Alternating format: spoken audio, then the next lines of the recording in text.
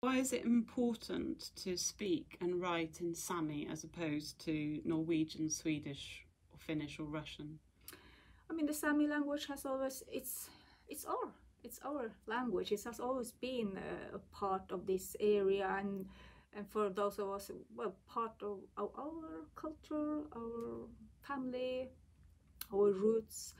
And well, it is not that way that it is for everybody that they choose that we must speak Sami. It's naturally, it's still living, and it's not that it's like everybody chooses Norwegian or Sami, but it's a natural language for many. But for many of us, we also choose because we feel that this is something that was taken from us. So we are many actually who have like taken back the language, because this is so maybe the most important part of our Sami identity in a way. So and it is important that it's seen and also heard, because we are here and we won't be silenced as we were supposed to be. Where do you live now and where are you from?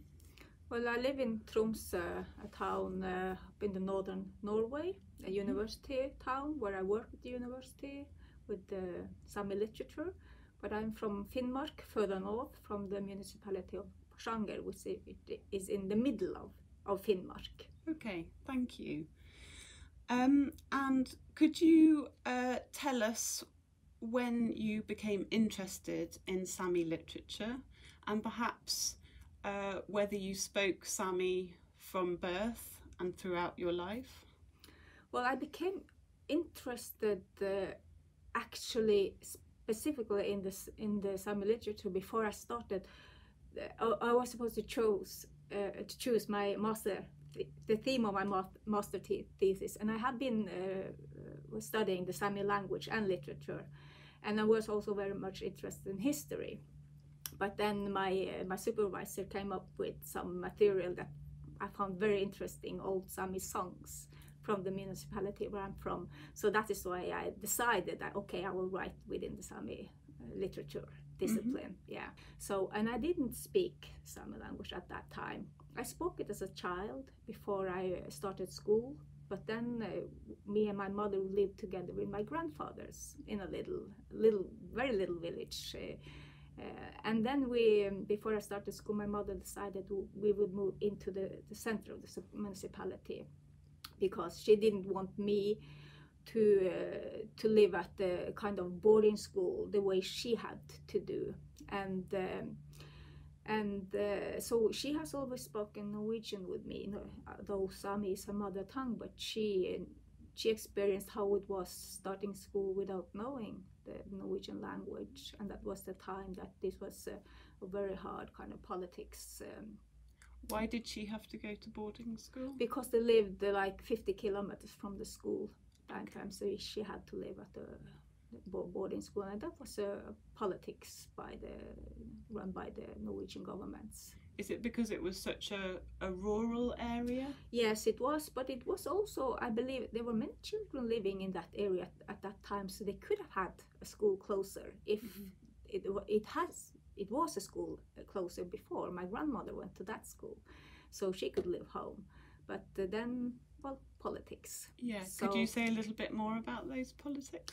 Well, in Norway, it was called the Norwegianization politics, which meant that actually they wanted all Norwegian citizens to be like Norwegian speaking and Norwegians.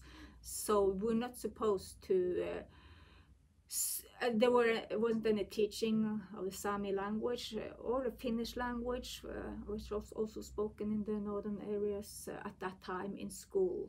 Mm-hmm. And it was actually practically forbidden. It was a law from 1898 called the Växelsen-plakaten, which said that the Sami or the Finnish language were not supposed to be used unless it was totally necessary, that the children didn't understand. But it was practiced as it was forbidden, and the children were forced to learn Norwegian, even though they didn't understand the word. when they came to school. So that was the reason for that. So my mother went through that as well, having to had the teaching in Norwegian, even though she didn't speak Norwegian. So she didn't want me to go through the same. And but I knew Norwegian. I spoke both Sami and Norwegian as a child because my grandparents spoke Sami, and they spoke Sami with my mother, but my mother spoke Norwegian with me. Okay, but so, you had to learn it again properly as an adult? Yeah, because I forgot when we moved into the Lakselv, which is the municipality center, then everything was in Norwegian, so I forgot. You said a bit about your mother's generation and your generation. Could you say a little bit about your generation and the younger generation coming up now? Yeah, in my generation, those of us who didn't speak the Sami or didn't speak Sami language at all during the childhood, many of us have. It has been like a raising of the consciousness of the Sami identity. This started actually maybe 70s and 80s, and we are children of those who were young at that time. So we have different kind of backgrounds, but the interest in the Sami language is for those of us who has been a part of this awakening, and for some also revitalization of the Sami identity. But it wasn't something that was gone totally. So, and the younger generation, like the generation of my children, well, many of them have been growing up in a different time in that way that they have had access to teaching in their language, both in kindergarten and throughout the school system, and it has been quite a friendly, more or at least more friendly environment to grow up in than it was for previous generations. So they have many of them have quite a very strong Sami identity and self-confidence. And on the other hand, you also have a generation that is seeking. The society, and the Sami society also is more open. So you have more and more people finding their Sami roots, and that it's like permitted, and that they want to find it. So you have both those very confident and those seeking, and those who have lost their language but still seeking, and those younger who have had the schooling and all the training. In the answer to that question, it maybe sounds like there's no more battles to fight, if you know what I mean.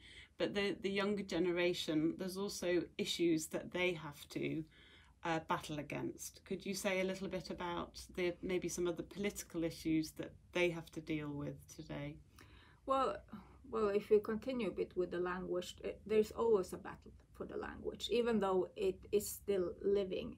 But you have all this, the majority of society is so big in a way, and we have the pressure from in Norway, the Norwegian language, you have the English language also coming, and in that way, the younger people of today are living in a more global youth world in a way.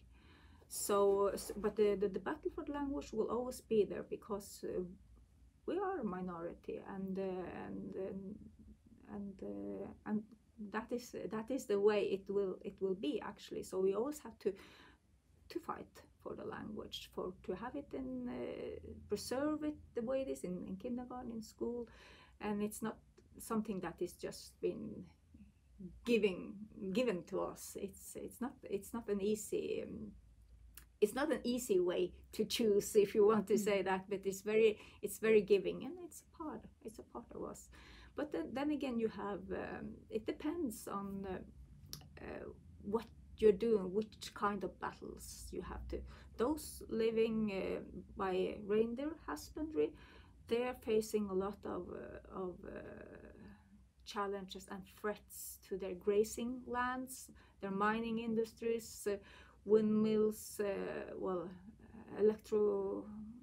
electricity lines that are to be built, and so on and so on. And so this is a fight for well, territories, if you see that way, but also, of course, for the lives and the cultures. So and of course, the young people today, they can choose in many ways, both their education and whatever they like, because that is a good thing about I would say the Scandinavian societies, that you are kind of equal in the education that you receive, and you have all the possibilities that you could imagine. But then again, that is also, I look a bit forward. Will they choose to speak perhaps Sami with their children, depending on where they are in the world and who they're with? So, is it important to you that this year is the UN Year of Indigenous Language? And is that relevant to Sami language and literature? well, yes, it is. It would be like different kinds of ways of do some seminars and things to highlight that this year. Is going towards the end, but things are still happening. But this isn't something that just happens only this year for us. But it's very nice that it's been lifted up in the UN system. So yes, it is. It has. It's a very positive thing for us that they chose this year. It's quite interesting that Norway has recognised the Sami population, as far as I understand it, as an indigenous population, whereas another Nordic country, for example Sweden, hasn't. No. Would you like to make a comment about that? Yeah, I know that there are challenges, especially when it comes to the rights and territories again. But these challenges we have in Norway as well, even though we are recognized as an indigenous people, because you have these multinational companies coming in, money, big capitalism. So this is a challenge, even though we are recognized as indigenous people. But that means that we have some rights to point to. We have our rights, and we could say that also on a legal basis, and that is a good thing. And I think that is of course a bit more challenging in, for example, Finland and Sweden. Okay, so bringing it back to literature for our last question, some of the things that you mention in terms of rewriting history and fighting back against the sort of dominant narrative is reminiscent of post-colonial literature and narratives. Do you think that's a fair comparison? Well, I will say that from the first books at the beginning of the 1900s that were published by Sami authors, you had this perspective in mind when they wanted to show what the Sami culture is from within, not that somebody outside come and write about us. So they want to tell with their own words. And you could say that they have, so it has been a thought and a focus. But not only that, we have also, the Sami writers or literature is also written for the Sami people, not only like writing against something, but for the Sami reading public. So and that is also important, and also because the Sami language is quite strong still compared to many other indigenous peoples in the world. Maybe most of the Sami writers write in the Sami language. So that also means that you're writing for the Sami people. But of course, those who don't write in the Sami are also will reach a wider audience, and you will also have this writers writing in their mother tongue, in the Sami language, if that's their mother tongue. Also thinking about that, being translated so that they could reach a further public. So yes, it's both a desire to show who we are, written by ourselves and telling our own stories, but also directed to your own people. Thank you.